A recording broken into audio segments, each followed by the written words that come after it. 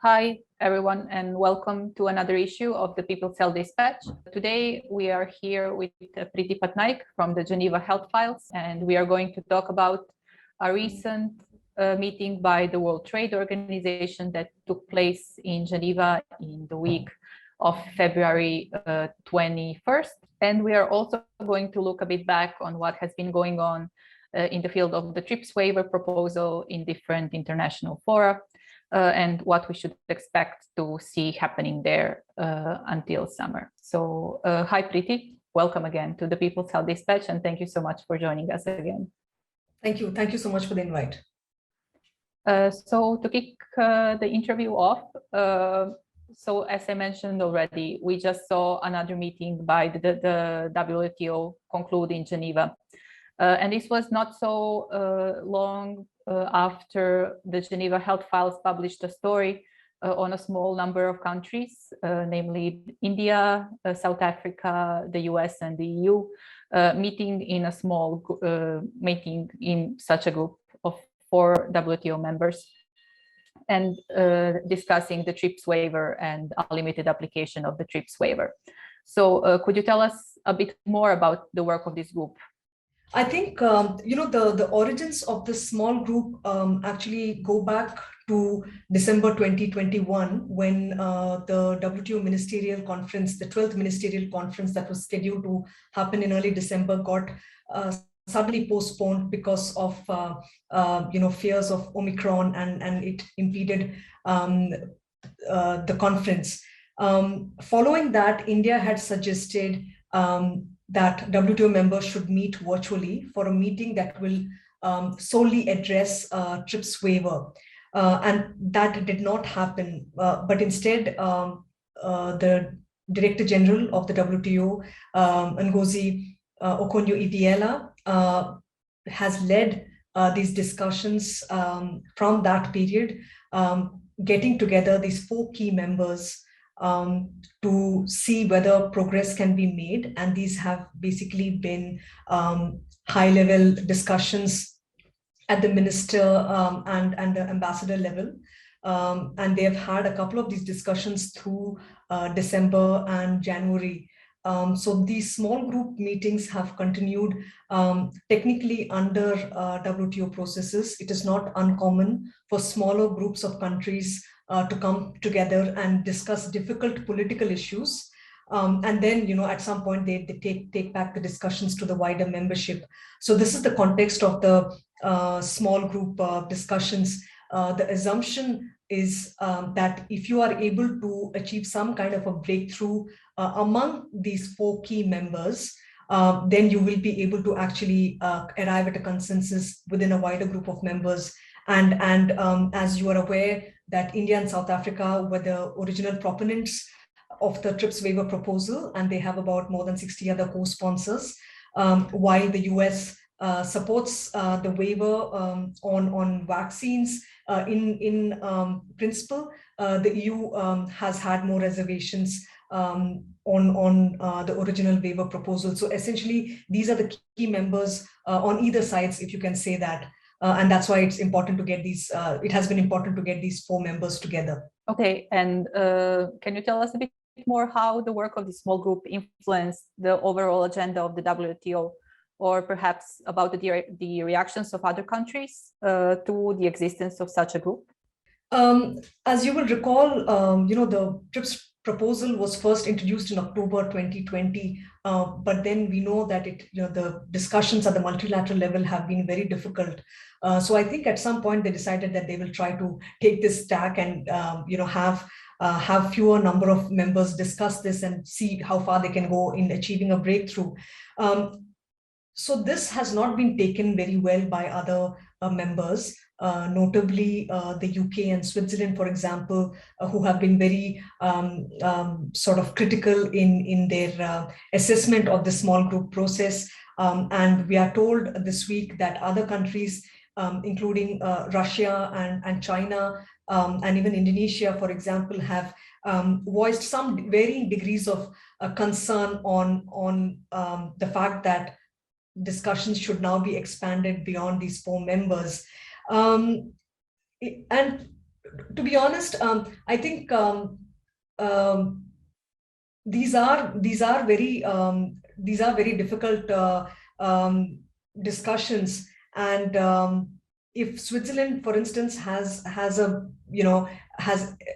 expressed criticism against this process, it's also because more than a third of its exports are medical products. Similarly, other countries have stakes in these conversations. So it's not surprising that they are let's say upset about these small group processes. This week, we were also told that the Director General has sought patience with the quadrilateral process. So we'll see how it pans out. There is a fair amount of sort of opaqueness, and as is expected, not a lot of transparency on the context of these, on the facts around these discussions. Some suggest that a lot of these discussions are actually happening with capital-based officials, and not even, in some cases, not even Geneva-based officials are involved. This is what some sources suggest. We are not clear, so it's not very transparent, and that is obviously raising a lot of questions among other members. Thanks. And of course, as you rightly mentioned, we have been following and discussing the TRIPS waiver for over a year now. And we have seen a tremendous amount of opposition from rich countries in particular. But also the WTO is making a point of putting together this pandemic-oriented agenda and finding a way to support the pandemic recovery. And of course, the TRIPS waiver discussions are a part of this agenda in the broader sense. So would you say that this last meeting of the General Council has brought any progress in terms of the TRIPS waiver? Were there any breakthroughs, any setbacks that we should note? I think one of the most important developments for this week is actually the fact that the members got together and agreed on a date for the ministerial, which will now be in June 2022. And that, officials say, provides some kind of an anchor so that these discussions, including the TRIPS waiver discussions and other WTO deliverables around the ministerial, will get an impetus because now they have a deadline.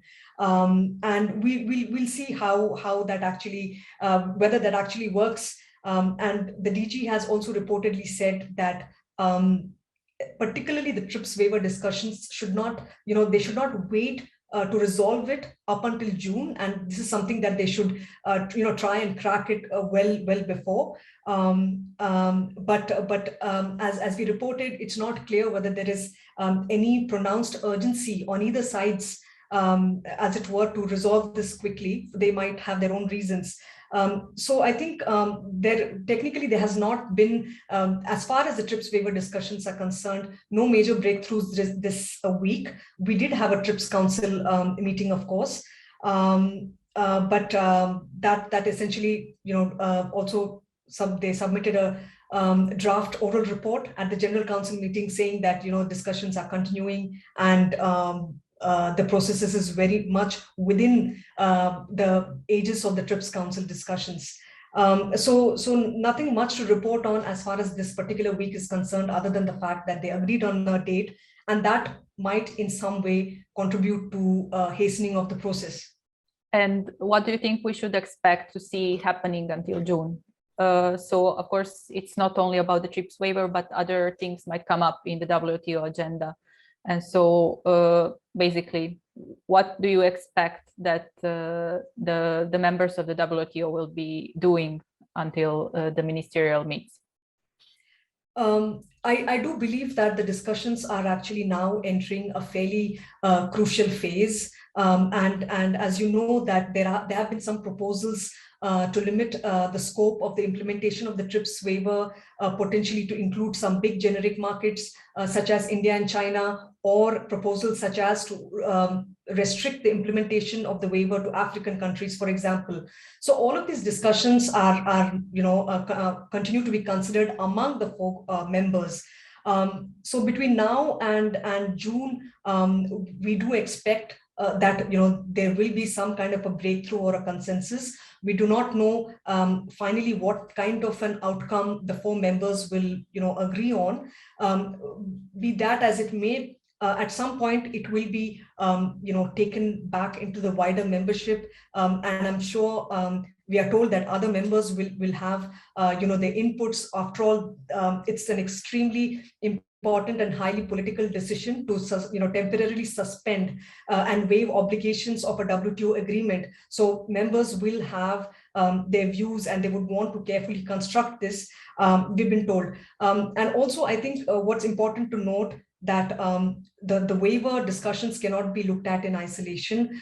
There is a parallel track, which is the Trade and Health Initiative, led originally by the EU, and that is turning out to be a political declaration that will essentially pronounce, sort of a code on how members should respond, how their trade policy should respond in the time of a future health emergency. So that is something which is very important to EU and partners. There will be, we understand, an element of IP in the WTO response to the pandemic, which is the Trade and Health Initiative. But to what extent, the TRIPS waiver will be referenced in the WTO response to the pandemic remains to be seen, because remember that the TRIPS waiver, if it comes through, will be legally binding, but the WTO response to the pandemic will be a political declaration, and it will be technically not binding, but nevertheless important. That's what members say. So I think between now and June, things really will hopefully move fast in terms of arriving at an outcome for the waiver. As much as it is important for countries on both sides of this discussion, it is also important for international institutions such as the WTO and the WHO as well. So I think it remains to be a very exciting period coming up. And now, finally, looking a bit beyond what has been happening at the WTO specifically, we have seen that February was a month packed with events in one way or another that are important for the pandemic. And one of those events was the summit between the European Union and the African Union. So would you say that the EUAU summit influenced the agenda or the discussion at the WTO, and how? Why was the summit important in the first place? If I'm not mistaken, the summit was planned well in advance, but it was cancelled because of the pandemic, and it finally took place in February 2022, earlier this month. I think the summit was significant for a number of reasons, specifically in the context of making vaccines available and the larger goals for the diplomacy of the European Union. We saw significant announcements around EU investments for boosting mRNA manufacturing capacity, although a lot of these investments are in the form of grants. It is not clear, to what extent they will actually further manufacturing capacities in Africa, because some of them are actually only fill and finish arrangements. Having said that, there was a lot of discussion on the TRIPS waiver at the summit as well. So even although African leaders acknowledged the investments and the support for manufacturing capacity, for boosting regulatory capacity and so on, they did talk a lot about the waiver, but eventually, as you would see, the communique, the final declaration that came out of the summit did not have the word or refer to the word waiver. What was kind of announced was that the EU and the EU will work together, and by spring they will come up with a solution. And the only thing I would add is, at the WTO, the European Union and other members have been talking about the importance of these investments in mRNA hubs, which is also a WHO initiative, incidentally. So in some sense, it appears as if the whole support to the mRNA hubs, these are not expected to be non-exclusive licensing. They are to an extent voluntary licensing. It will be determined by authorities that run the hub, who gets the licenses and so on. So to that extent, these are not technically free for all non-exclusive licensing, the kind which the waiver hopes to usher in. So I think these have been an effective political tool in some sense. Yes, it is great that Africa is getting more investments, but we have to be aware of the underlying politics, because if and when a waiver comes through, it can potentially be an enabling framework for the whole world. But at this point, these specific mRNA hubs in Africa, may not be able to serve the demands for the rest of the world. Thank you, Priti. So I think that with this, we can wrap up today's interview. Thanks so much for joining us again. For people who have not checked out the Geneva Health Files, they should definitely. So just, yes, thanks for joining us, and we'll see you again soon, hopefully. Thanks.